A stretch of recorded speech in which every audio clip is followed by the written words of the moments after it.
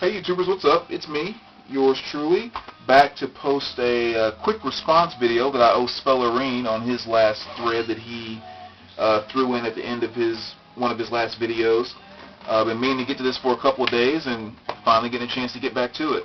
So this is my second video of the night, which seems to be kind of a theme going here now. It seems like everyone's having to post 2 or 3 videos every night, which I guess it's really cool. I mean, it just kind of shows where this whole vinyl community thing is going on YouTube here, is that it takes a couple of videos a night, it seems, to keep up if you really try to respond to everything.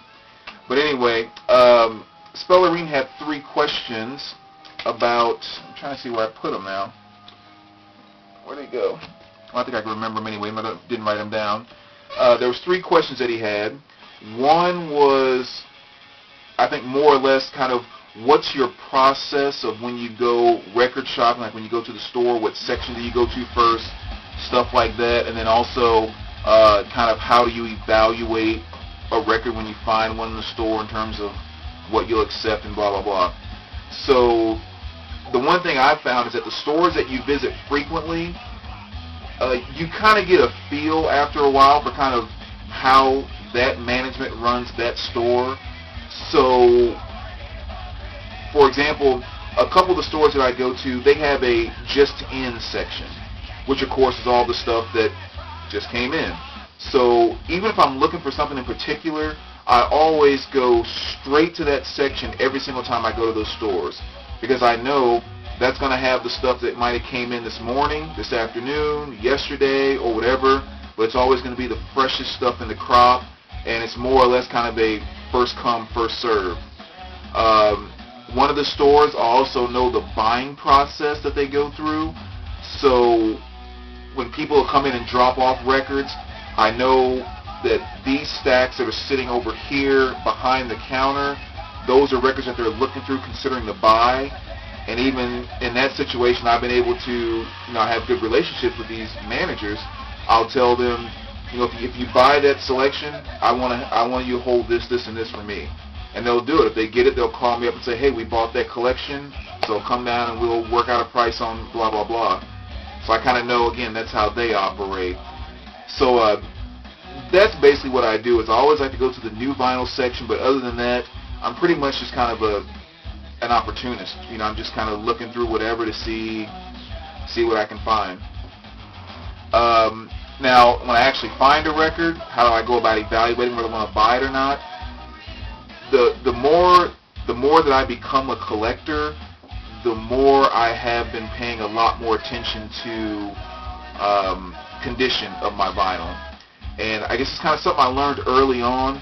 I was buying records, but then I wouldn't listen to them because they had too many crackles, too many pops, and I found myself avoiding them. And I'm glad I discovered that early on when I was buying vinyl. And I just kind of knew right then, yes, the crackles, the pops, and all that, even though that's kind of cool, it's part of the stuff that we like as vinyl collectors. If it gets too excessive for me, I know it's just going to be a piece of wax sitting on my shelf that I'll never play. So I pay a lot of attention to that. I'm fairly particular about my covers, but I'm a lot more forgiving on the cover than I am on the vinyl.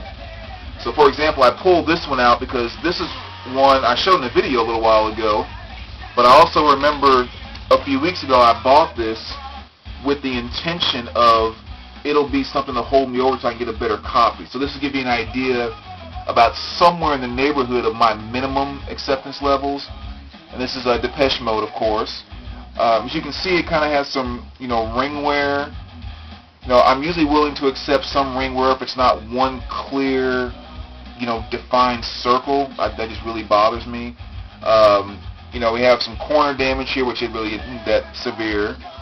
On the seam here, part of it kind of peeling back, but you can at least still see the name and so forth. And the back is not really that horrible. Some fading here, fading there, but a few creases on the corners, one crease along here. But overall, not like, terrible. But even then, when I saw this, my first impression was, yeah, I can pick this up because the vinyl is extremely clean. There's no scratches, no pops, no anything, but the cover was kind of rough. So with records that might be your typical $10 records, $15 records, this is about as bad of a condition that I'll go to, maybe a little bit worse. And of course, things that are more rare and that type of thing, you're willing to accept a lesser condition, blah, blah, blah. But, yeah, I should say this too, whenever there's a listening station available, which typically there is, I will take every single record I'm planning on buying. I won't go listen to the whole thing, but I'll play 15 seconds of 4 or 5 tracks on that record just to see what the crackles and pops and everything sound like, if there's any at all. And I guess my logic for that, I'm buying a record, I'm planning on owning this thing for the next 20, 30 plus years until I die. So I don't think it's too much to say, let me take an extra 30 seconds just to check this out real quick, just to make sure that it's a clean playing record that I'll actually play. I mean, I'll do that with a $1 record or a $50 record, doesn't make a difference. So that's kind of my process and my, how I judge vinyl when I buy it. The next question, so I don't have them written down here in front of me, was about, bloat, about how you deal with bloat in your collection. I really don't feel I have any bloat in my collection. I stick with that really strict rule of everything that goes into my collection actually goes in because I like it. So just because I start liking more and more stuff, it doesn't turn into bloat for me.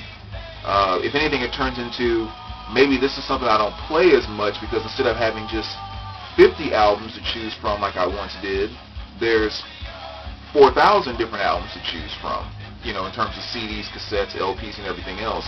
But there's really nothing I consider to be bloat in my collection. I like everything I have, and I only bought it because I wanted it.